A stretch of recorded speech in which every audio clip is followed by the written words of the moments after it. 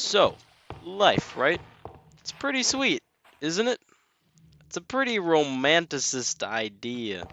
You could even say transcendent, transcendent, transcendentalist. You can't even pronounce that.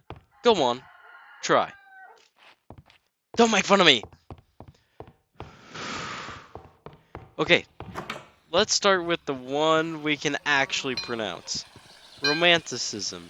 Romanticism is, according to Oxford Languages, a movement in the arts and literature that originated in the late 18th century, emphasizing inspiration, subjectivity, and the primacy of the individual. So, putting that into simple words, it's a movement by authors and artists around the olden times of 1700 to 1800 that focuses on the arts, inspiration, people, our roots as animals, and generally enjoying life. Seems nice, doesn't it? I think so. Some popular examples of romanticism are Wander Above the Sea of Fog by Caspar David Friedrich and The Haywain by John Constable. I probably said that wrong. That's some good looking art there. Some well known literary examples of romanticism are Frankenstein by Mary Shelley, which, if you don't already know, is a book about the dangers of science, especially when largely ambitious. Oh, and Frankenstein. Duh. Almost like Jurassic Park. I don't think you're giving us our due credit.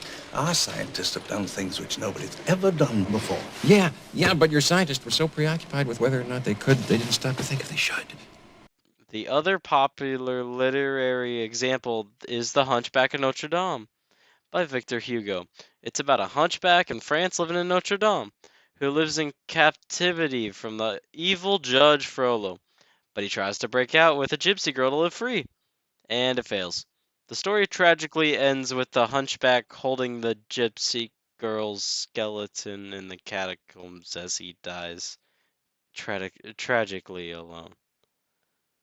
Wow, that's dark. Go watch the Disney movie. It's much happier. Anyways, transcendentalism. Transcendentalism is an idealistic, philosophical, and social movement which developed in New England around 1836 in reaction to rationalism. Influenced by Romanticism, Platonism, and Kantian philosophy, it taught that divinity pervades all nature and humanity, and its members held progressive views on feminism and communal living. Ralph Waldo Emerson and Henry David Thoreau were central figures. At least that's what Oxford says.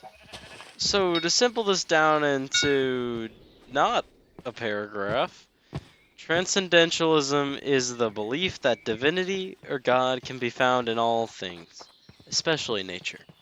Now it's time for the Artboard! Let's add some examples of transcendentalism to our wall.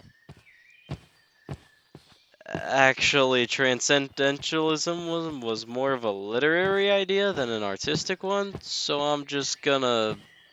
There. That works. Over in the library, the first major examples of a transcendentalist books were Walden by Henry David Thoreau, which covered Henry's time living at a lake in Walden in his tiny cabin, which he enjoyed nature and tried his best to live off the land. The other notable book is Self-Reliance by Ralph Waldo Emerson, which detailed your individualism and how horrible it is that people will conform to one surrounding. Okay, I get it. These old guys really enjoyed nature. But enough with the definite stuff. When does this get interesting? Fine, fine. Definitions are over. But now we're really gonna look into these ideas. Aren't you excited? No. This guy really needs himself some romanticism. Moving on, we're gonna look at a poem written by Joey Harjo in 1951. It's called Remember. It covers a lot of both romanticism and transcendentalism ideas. I would read it to you, but I've talked enough. So I'm gonna have my AI assistant do it for me. Remember the sky that you were born under. Know each of the stars' stories. Remember the moon. Know who she is. Remember the sun's birth at dawn. That is the strongest point of time. Remember sundown and the giving away to night. Remember your birth, how your mother struggled to give you form and breath. You are evidence of her life and her mother's and hers. Remember your father. He is your life also. Remember the earth whose skin you are. Rex earth, black earth, yellow earth, white earth, brown earth. We are earth. Remember the plants, trees, animal life, who all have their tribes, their families, their histories too. Talk to them. Listen to them. They are alive poems. Remember the wind. Remember her voice. She knows the origin of this universe. Remember you are all people, and all people are you. Remember you are this universe, and this universe is you. Remember all is in motion, is growing, is you. Remember language comes from this. Remember the dance language is, that life is. Remember. It's a sweet poem, isn't it? I think it has a good message. So let's dig into it. Remember the sun's birth at dawn. That is the strongest point in time. Joy Harjo is calling us, the reader, throughout this poem to remember nature and our surroundings, to remember where we reside during our time. She focuses here on the sun and how it is the strongest point in time. The sunrise is the beginning, a clear mark of a new start to the day. Many transcendentalists appreciated nature like this, and so was Joy in this example. Okay, quote 2. Remember your birth, how your mother struggled to give you form and breath. You are evidence of her life, and her mother's, and hers. In these lines, Joy continues to ask us to call back our memories, or at least think to all the effort necessary for our creation. In these lines, Joy continues to ask us to call back our memories, or at least think to all the effort necessary for our creation. To think about how we are beautiful, living proof that our relatives are alive. This is consistent with romanticism and appreciating life for how things are. Your birth is proof that you're important, that your family before you lived impacted others and made meaningful change. What else is there? Any other good messages? Quote 3. Remember the plants, trees, animal life who all have their tribes, their family, their histories too. Talk to them, listen to them. They are alive poems. This is my favorite part of the poem. I really enjoy the message she sends here.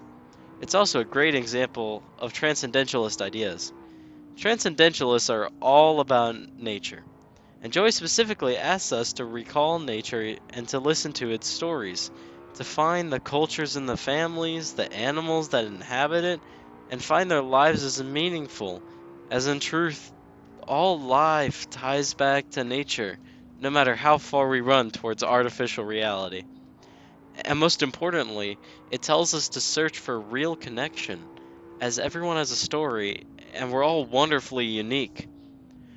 Yeah, but that was 75 years ago! How does it even relate to us now? This guy, bro, every single time. Luckily, I prepared some modern examples. Number 1. Published December 9th this year by NBC. Australia launches youth social media ban, saying it will be the world's first domino.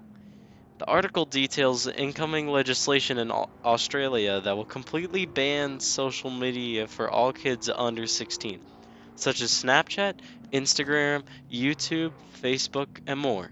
According to a national study the Australian government commissioned this year, 96% of children ages 10 to 15 use social media.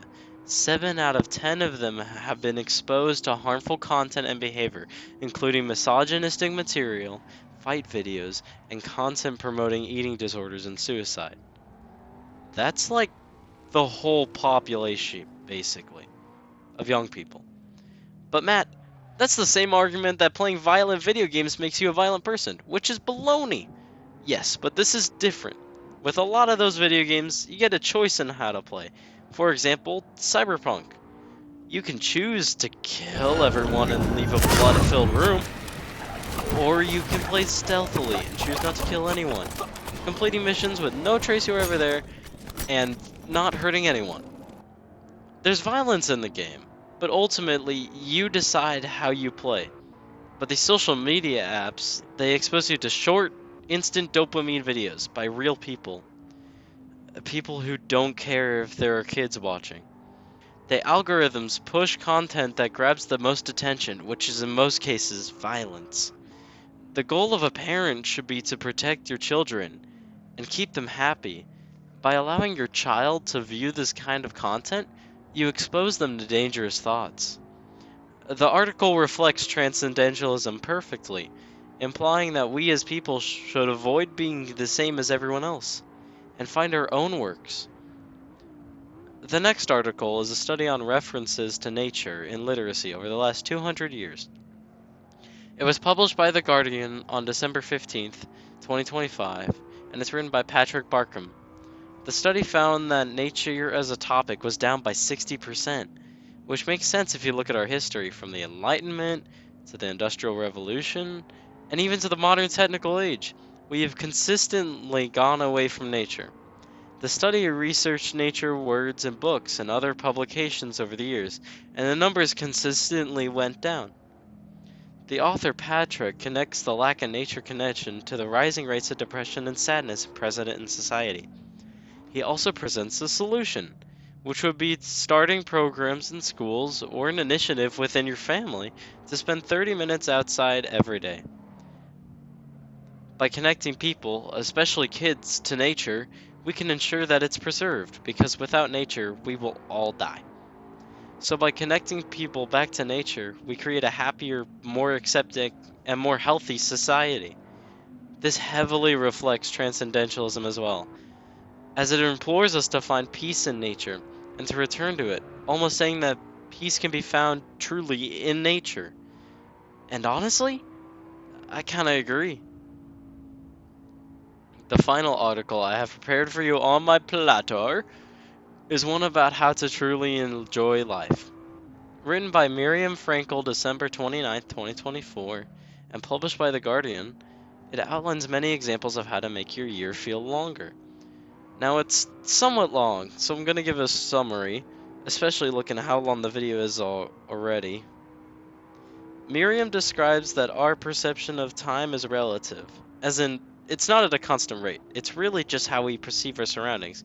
Like, when we sleep and we don't dream, it only feels like a few seconds, but when it was really 5 hours.